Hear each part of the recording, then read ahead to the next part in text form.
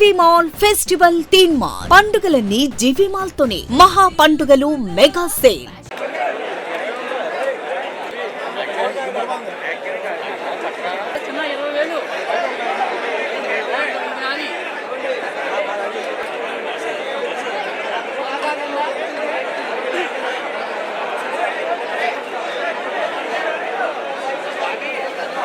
మరి ఈ క్రమంలో సంక్రాంతి పండుగ సందర్భంగా తెలుగు ప్రజలందరూ ఒకచోట చేరి ఆనందించే సందర్భంలో ఆంధ్రప్రదేశ్లో సంక్రాంతి పండుగతో పాటు ఎన్నికల పండుగ కూడా వచ్చేసినట్టే. మరి 24 ఎన్నికల్లో రాజకీయ పార్టీలన్నీ కూడా ఎన్నికలు సంసిద్ధమవుతున్నాయి. మరి ఇవాళ ఉంగుటూరు నియోజకవర్గం పరిధిలో నారాయణపురంలో ఉన్నాయి. ఇవాళ మన మాజీ మంత్రివర్యులు ఆచంట శాసనసభ్యులు వైఎస్ఆర్సీపీలో చాలా కమిటెడ్గా సీనియర్ నాయకులుగా ఉన్న చెరుకువాడ రంగనాథరాజు గారు ఇక్కడ ఉన్నారు. రాష్ట్రంలో జరిగే రాజకీయ పరిస్థితులు, ప్రతిపక్ష పార్టీలు చేసే విమర్శలపైన వాటిని అడిగి తెలుసుకుందాం. Good morning sir. ముందుగా సంక్రాంతి శుభాకాంక్షలు ఎంటీ తరఫున. ఈ రాష్ట్ర ప్రజలకి ఒక మాజీ మంత్రిగా, ఆచంట నియోజకవర్గం శాసనసభ్యులుగా సంక్రాంతి సందర్భంగా మీరేం చెప్పదలుచుకున్నారు? ఎంటీ ప్రేక్షకులందరికీ కూడా సంక్రాంతి శుభాకాంక్షలు. రాబోయే రోజుల్లో అందరూ పాడి పంటలతోటి సుఖంగా ఉండాలి, భవిష్యత్తు ఉంటుంది. ఈ పండుగను అందరూ కూడా చక్కగా పిల్ల పాపలతో ఆనందించి అందరూ కూడా పండుగ చక్కగా చేసుకున్నందుకు అందరికీ కూడా మరొకసారి శుభాకాంక్షలు తెలియజేస్తాను. ఆల్రెడీ ఎన్నికల ఫేవర్ వచ్చేసింది సార్. అప్పుడే సీఎం గారు అభ్యర్థులను ఖరారు చేశారు. మీరు 2024లో మళ్ళీ ఆచంటలో మళ్ళీ శాసనసభ్యులుగా పోటీ చేయడానికి పార్టీ కూడా ఆల్రెడీ దాదాపుగా గ్రీన్ సిగ్నల్ ఇచ్చారు.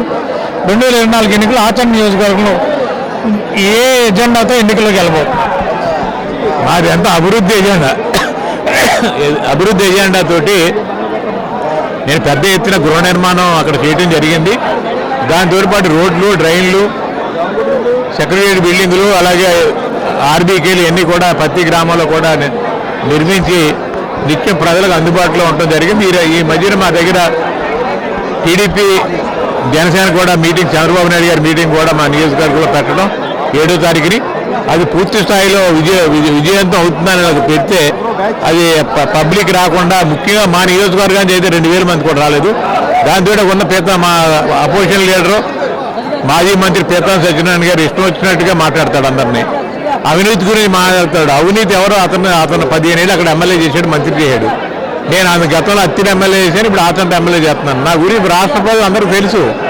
అంటే ఆయన ఏదో మాట్లాడేసి అవినీతి పరుడు, అక్కడ 50,000 ఇళ్ల స్థలాలు దొబ్బారు, లేదా రైతుల దగ్గర ధాన్యం కొంటే డబ్బులు తీసుకుంటున్నానని రకరకాలుగా అతను మాట్లాడటం అనేది చాలా దురదృష్టం. నేను దాన్ని తీవ్రంగా కూడా ఖండించాను. మనం కూడా ఇప్పుడు కూడా ఖండిస్తున్నాను.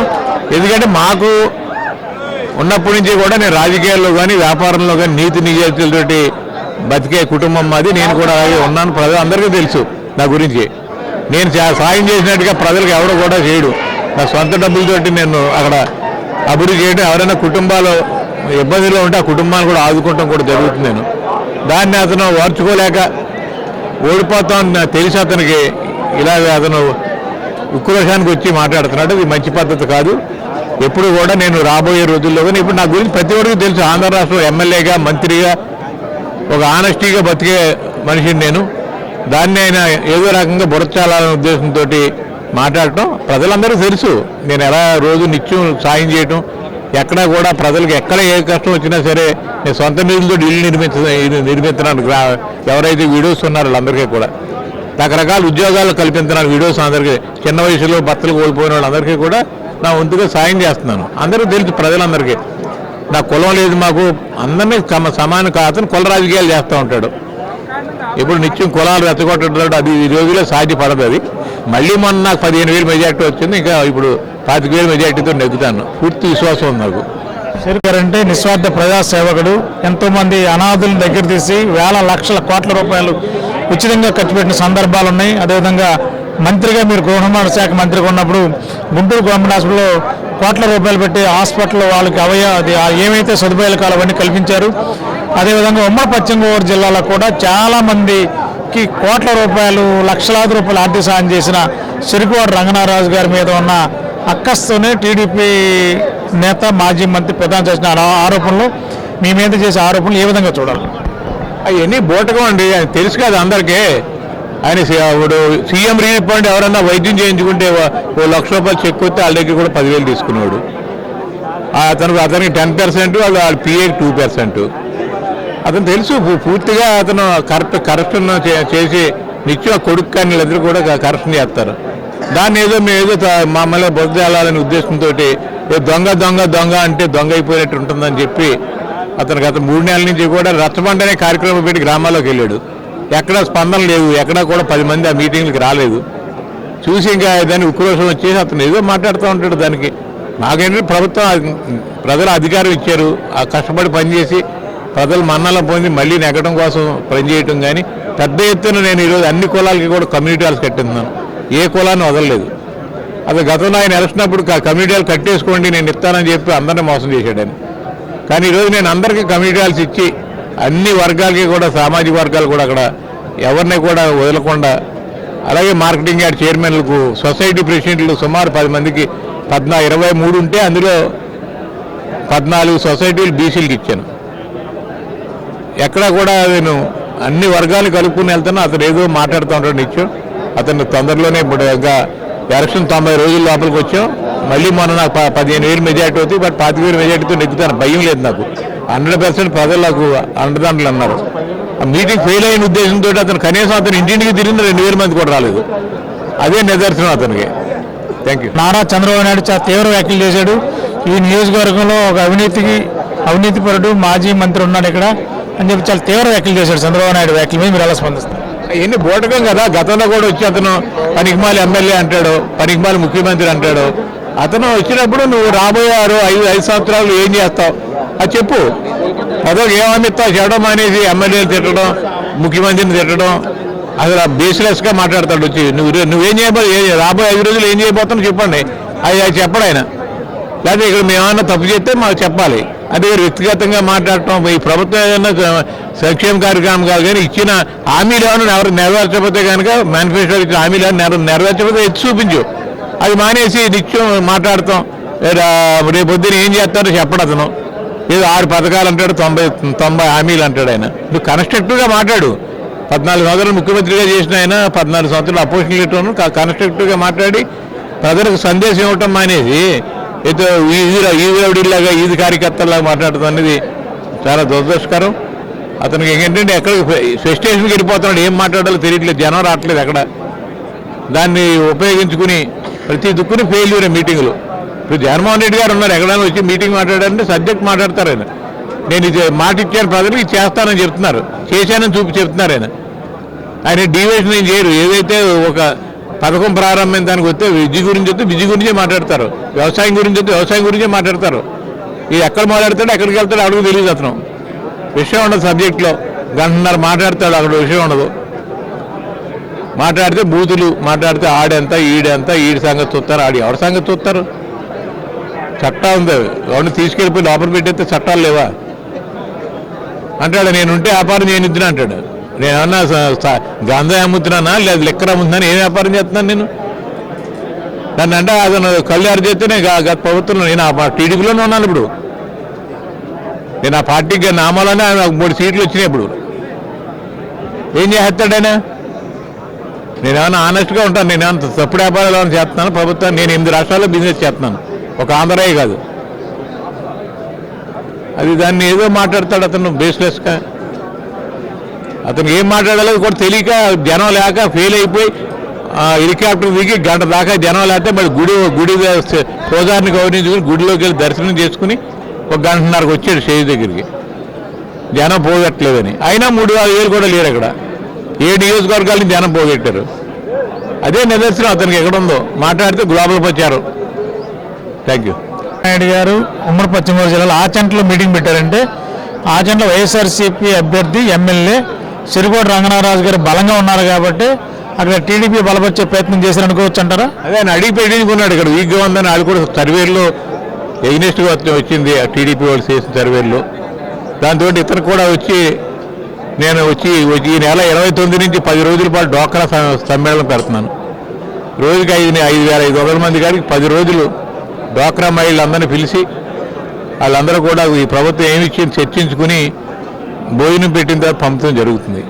ఆ ప్రోగ్రామ్ నేను చేస్తానని తెలిసి అతనికి ఏదో చంద్రబాబు నాయుడు మీటింగ్ పెట్టుకుని సక్సెస్ చేసుకోవాలని అనుకున్నాడు. అది మిస్ఫైర్ అయ్యి ఎక్కడ జనం ఏ ఊరు వెళ్ళినా కూడా అతను కూడా జనం రాకుండా తిరిగి డబ్బులు అడుగుతున్నాడు. అతను ఎవరైనా మీరు డబ్బులు ఇవ్వండి, జనాన్ని పోగు చేయడానికి డబ్బులు ఇవ్వండి అని కార్యకర్తను అడుక్కుంటున్నాడంటే రేపు పొద్దున్న ఎలక్షన్ ఎలా చేస్తాడు అతను? రామకృష్ణరాజు గారు గత 4.5 సంవత్సరాలుగా నిన్ననే ఆంధ్రప్రదేశ్లోకి వచ్చాడు, నర్సాపురం భీమవరం వచ్చాడు, ఉండి నియోజకవర్గంలోకి వచ్చి చాలా వ్యాఖ్యలు చేశాడు. ముఖ్యమంత్రి వైఎస్ జగన్మోహన్ రెడ్డి ఇప్పటిదాకా బటన్ నొక్కాడు. 2024లో తిరిగి రివర్స్ బటన్ వల్ల టీడీపీ పవన్ కళ్యాణ్ అధికారంలో రాబోతున్నారు, రెండు పార్టీల పొత్తులు, జగన్ ఇంటికి వెళ్ళిపోవడం అని చెప్పి తీవ్ర వ్యాఖ్యలు చేశాడు. అది అతను 4 సంవత్సరాలు మొదలెట్టది. ఒక పార్టీలో గౌరవంగా నెగ్గినప్పుడు ప్రజలు మ్యాండేట్ ఇచ్చారు అతనికి. అది కూడా స్వల్ప మెజార్టీ తోటి నెగ్గాడు అతను, ఎక్కువ మెజార్టీ కూడా రాలేదు. పోతే ప్రతి దాని గురించి మాట్లాడటం, ప్రభుత్వాన్ని దూషించడం, మమ్మల్ని దూషించడం. 4 సంవత్సరాల నుంచి నేను కాన్స్టిట్యూన్సీలో అడుగు పెట్టలేదని నువ్వు సిగ్గుచేటు. నువ్వు ప్రజలను ఏమనుకున్నా నువ్వు ప్రజాప్రతినిధి, నువ్వు ఎందుకు రాలేదు? చట్టం ప్రకారం నువ్వు ఉంటే తప్పు ఉంటే తప్పులో ఉంటావు. బెదిరిపోయిన ఢిల్లీలో కూర్చోటం ఏంటి? ఇవాళ వచ్చావు, రేపు పొద్దున మా పార్టీని మమ్మల్ని తిట్టినట్టు రేపు చంద్రబాబు నాయుడు తిట్టవా నువ్వు? నాకు గ్యారంటీ ఉందా? రేపు చంద్రబాబు నాయుడు తిడతావు, పవన్ కళ్యాణ్ నాయుడు తిడతావు, ఎవరినైనా తిడతావు. నీ నైజం అది, ఆయన నైజం అది. అతనే గొప్ప అనుకుంటాడు. ఏదైనా పార్టీలో ఉన్నా ఆ పార్టీ సిస్టమ్స్కి బట్టి మనం ఫాలో అవ్వాలి. నేను అధినాయకుడు చెప్తే నేను నా ఏజెండా, నా గొప్పతనం, నేను నా చరిస్మాతో నెగ్గాను అంటాడండి. నీ చరిస్మాతో నెగ్గితే 30,000 ఎందుకు వచ్చింది నీకు? పక్కనేమో ఏలూరేమో 150,000 ఓట్లు వస్తాయి. ఎన్ని నియోజకవర్గాలు నీకు మైనస్ అయింది? ఉండిలో మైనస్ అయింది. అలాగే అన్ని నియోజకవర్గాలు ఉండిలో ఎమ్మెల్యే కంటే 15,000 నీకు మైనస్ అయింది. ఎమ్మెల్యే ఓడిపోయిన ఎమ్మెల్యేకి 10,000 మైనస్ అయితే నీకు 15,000 మైనస్ అయింది. ఆ తంట్లో నాకు 15,000 వస్తే నీ అతను 11,000 వచ్చినాయి. అక్కడ ఏమైందంటే నర్సాపురం తెలుగుదేశం పార్టీ 3rd ప్లేస్కి వెళ్ళిపోయింది. అక్కడ తెలుగుదేశం పార్టీ గారు 2nd ప్లేస్ ఉంటే అతను మొన్నే ఓడిపోతుడు. అక్కడ 25,000 తెలుగుదేశానికి వైఎస్ఆర్కి తేడా. అక్కడ జనసేన 2nd ప్లేస్ రావడంతో ఇతను నెగ్గాడు. 10-15,000 ఓడిపోయింది. అక్కడ నర్సాపురం పార్లమెంట్ నియోజకవర్గంలో 24 జరిగే ఎన్నికల్లో 7 నియోజకవర్గంలో వైసీపీ డిపాజిట్లు కోల్పోతుంది, అన్ని సీట్లు టీడీపీకి వెళ్తుందని చెప్పి రఘురామకృష్ణరాజు అంటారు. ఏమంటారు? రఘురామకృష్ణరాజు డిపాజిట్లు పోతాయని చెప్తున్నాడు. ముందు అతను డిపాజిట్లు రావు. ఎందుకంటే మేము ఎన్నో సంక్షేమ కార్యక్రమాలు చేసాం, రైతులకు మంచి మద్దతు ధర ఇస్తున్నాం, ధాన్యం కిరాయిలు ఇస్తున్నాం, అలాగే పట్టుబడి చేసిన ఖర్చులు ఇస్తున్నాం. ఏ పంటకు ఆ పంట వచ్చిన రైతుకి ఇన్పుట్ సబ్సిడీలు ఇస్తున్నాం, ఇన్సూరెన్స్లు ఇస్తున్నాం, అలాగే రైతు భరోసా ఇస్తున్నాం. ఇలా మహిళలు ఏ సామాజిక వర్గాన్ని వదలకుండా అన్ని సామాజిక వర్గాలకి, అన్ని వర్గాల ప్రజలు కూడా చేస్తున్నాం. తప్పకుండా మాకు ప్రజల దగ్గర మంచి స్పందన ఉంది. ఇది గ్లోబల్ ప్రచారం చేస్తున్నారు అంతా. టీడీపీ వాళ్ళ పథకం ప్రకారం గ్లోబల్ నర్సాపురం పార్లమెంట్ ఒక ఎమ్మెల్యే కూడా నెగ్గడంట. అది చెప్పటం మళ్ళీ ఏది ఉందో మొన్నటి కంటే మంచి మెజార్టీలతో అందరూ కూడా నెగ్గుతారు. 2024లో జరిగే సార్వత్రిక ఎన్నికల్లో నర్సాపురం పార్లమెంట్ నియోజకవర్గాల్లో ఎంపీతో సహా 7 నియోజకవర్గాల్లో వైఎస్ఆర్సీపీ ఘన విజయం సాధించబోతుంది. రఘురామకృష్ణరాజు చేసే వ్యాఖ్యలు తీవ్రంగా ఖండిస్తూ రేపు నర్సాపురం నుంచి రఘురామకృష్ణరాజు అంటూ పోటీ చేస్తే ఏ పార్టీ నుంచి పోటీ చేస్తారో క్లియర్గా చెప్పాలి. ఒకవేళ పోటీ చేస్తే డిపాజిట్ లేకుండా మళ్ళా హైదరాబాద్ వెళ్ళి కూర్చుంటాడు రఘురామకృష్ణరాజు అని చెప్పి ఆచండ ఎమ్మెల్యే మాజీ మంత్రి సిరికోట రంగనారాజు గారు అన్నారు. ఏదేమైనా 24 జరిగే ఎన్నికల్లో నర్సాపురం పార్లమెంట్ వైఎస్ఆర్సీపీ విజయదుందు మోగించబోతుందని చెప్పి మాజీ మంత్రి రంగనారాజు గారు అన్నారు. ఓటు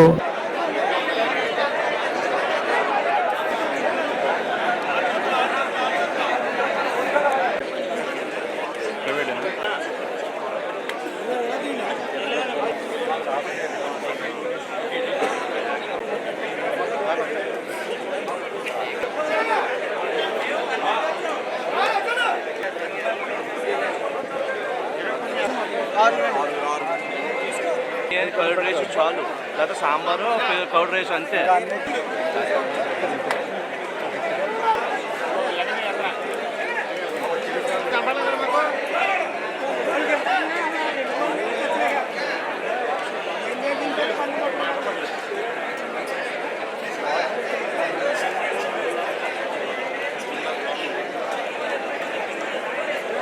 హే, అన్ని రాసావుగా? అన్నీ రాసావుగా?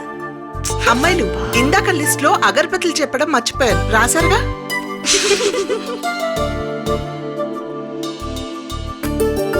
మేమేం చిన్నపిల్లలం కాదమ్మా. వనమూలికలతో తయారు చేసే అగరబత్తి మన అంబికానే కదా. ఇది వెలిగిస్తే మనకు మంచిది, మన ఇంటికి మంచిది. అంబికా దర్బార్ బత్తి.